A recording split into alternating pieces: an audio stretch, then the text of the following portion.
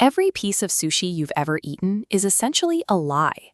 The delicate, fresh, pristine slices of raw fish served in Tokyo or London have absolutely nothing to do with the dish's actual origin. Originally, sushi was rotting fish, on purpose. Catch was stuffed into wooden barrels, packed tight under heavy stones, and left there until it turned soft and sour. This extreme measure started roughly 2,000 years ago along the Mekong River basin, stretching across modern-day Southeast Asia. In a tropical climate with no refrigeration and no ice, a morning catch could spoil by the afternoon. To survive the winter, fishermen needed a way to keep their spring haul edible for months. This diagram illustrates their solution, a chemical process called lactic acid fermentation. If you take a gutted fish, pack it with salt, press it into cooked rice, and seal it away for over a year, the rice breaks down. It produces acids that literally block external bacteria from rotting the flesh, preserving the fish long past its normal expiration date. But when you finally opened that barrel a year later, you didn't eat the rice. The grains had turned into a slimy, sour mush. You scraped it off and threw it away, exactly like bubble wrap from a package. The rice was entirely a tool, not food. What was left behind was translucent, soft fish flesh. If you tried it today, and you still can in certain parts of Japan, the taste hits you with a sharp vinegar bite, followed immediately by a pungent odor resembling aged blue cheese mixed with a strong note of ammonia. Eating fermented carp out of a barrel kept communities alive through harsh winters. But as human populations expanded and cities started moving faster, waiting 12 to 36 months for lunch stopped making sense. The demand for preserved fish was growing, but the timeline had to shrink. Cooks started searching for shortcuts. By the 16th century, they realized they could simulate the sour tang of a year-long cure by pouring vinegar directly onto the rice. It sped up the preservation time from months to mere days, and the rice stayed firm enough to actually eat alongside the fish. Then came the 1800s, and the city of Edo, what we now call Tokyo. Edo was exploding, packing over 1 million merchants, craftsmen, and laborers into its tight streets.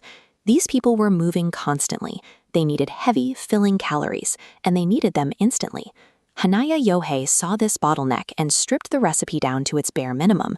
He took raw slices of fresh fish caught right out of Edo Bay, laid them directly over small mounds of vinegared rice, and squeezed them together by hand.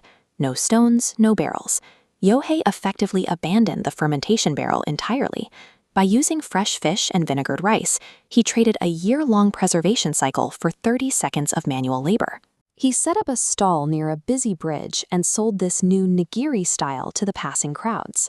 Customers stood elbow to elbow in the street, grabbing pieces the size of a child's palm and eating them with their bare hands before walking away. By removing the waiting period, Yohei created a high-volume, high-speed eating format that fed the masses for cheap. He had created the first iteration of sushi as a standardized commercial product. This street food might have stayed isolated in Tokyo forever, but on September 1, 1923, the ground shook. The Great Kanto earthquake hit at exactly lunchtime, right as cooking fires were burning across the city. The subsequent fires leveled Tokyo's wooden buildings, including nearly all of its street stalls. Tens of thousands of people fled the capital. Among them were trained sushi chefs who scattered across the Japanese archipelago, taking their specific Edo-style fast food techniques to regions that had never seen it. Back in the ruined capital, real estate prices plummeted. Chefs who operated outdoor carts for decades could suddenly afford actual buildings with walls and roofs. The street stall moved indoors. Over time, the portions shrank, and the knife work became far more precise, and the quick grab-and-go meal evolved into an intimate, seated counter experience. But moving indoors introduced a new bottleneck. In post-war Osaka, a restaurant owner named Yoshiaki Shirayashi was struggling.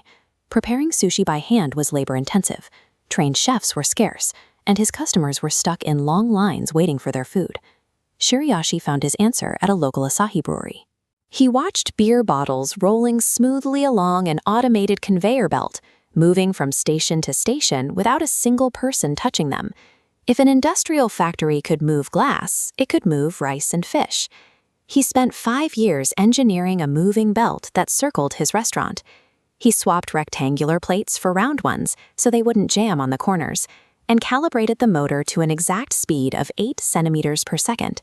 It was fast enough to keep the lines moving, but slow enough for diners to successfully grab their dinner. Between the Tokyo earthquake and Shirayashi's conveyor belt, sushi split permanently. You could sit at a quiet counter and watch a master slice fish as an expensive performance, or you could pull cheap plates off a machine in a mass-market dining hall. The final hurdle was getting the rest of the world to eat it. When the first traditional sushi counters opened in Los Angeles in the 1960s, American diners recoiled. The average diet ran on meat and potatoes. The idea of swallowing raw seafood wrapped in dark, chewy seaweed was entirely unappealing to the local market. This diagram shows how chefs in North America re-engineered the anatomy of the dish to fix that problem. They swapped out the fatty, unfamiliar raw tuna for slices of creamy avocado. They added cooked crab meat, and crucially, they turned the entire roll inside out, putting the friendly white rice on the outside and hiding the black seaweed deep in the center. The California roll was a culinary Trojan horse. It presented a cooked, familiar flavor profile that coaxed hesitant diners into sitting down at the counter. Once they realized that they liked it, they started taking risks on the raw salmon and the yellowtail. This structural shift preceded a massive commercial expansion. Today, the global sushi market is valued over $20 billion, supporting more than 55,000 restaurants across every continent. Today, you can fly to Hong Kong and easily spend $300 on a curated 20-course omakase menu, or walk into a Kyoto convenience store and buy a packaged bento box for pocket change. Every version of this dish stems from exactly the same core chemical pairing. We just swapped a dark wooden barrel for a chef's hands, a factory motor, and an inside-out roll. The entire history of sushi is simply a timeline of human impatience, taking a desperate survival hack and accelerating it until it captured the world.